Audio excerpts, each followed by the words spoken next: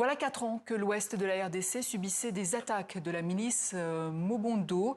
Mais la donne pourrait changer. Le ministre congolais des anciens combattants s'est rendu dans la province de Kwango afin de les convaincre de désarmer et arrêter la rébellion.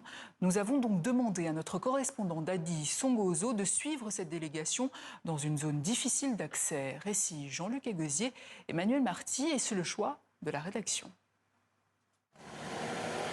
Plusieurs heures de mauvaises pistes et un déplacement de 4 jours ce week-end, c'est le prix à payer pour ramener la paix dans la province de Kwango, à l'est de Kinshasa.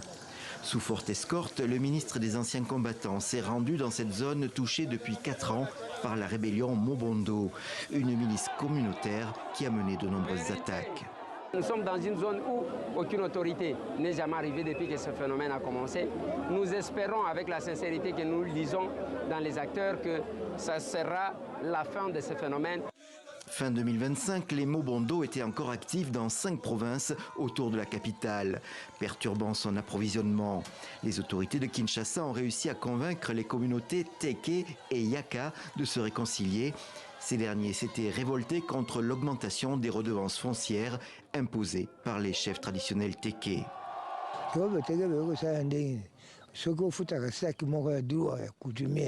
Les Teke ont commencé à exiger 5 sacs de redevances coutumières au lieu d'un sac comme d'habitude. Nous leur avons proposé 2 sacs, mais ils ont refusé. Fâché, le fils du chef Teke a tué notre frère Blaise. Il s'en est suivi l'arrestation de tous les membres de la famille de Blaise, déplacés de force vers le Bandundu. Thomas Makambu, surnommé aussi Fo Yaya, a aujourd'hui 73 ans et il est considéré comme l'initiateur de la milice Mobondo. Pour ses combattants, il a confectionné des fétiches de protection contre les balles ennemies.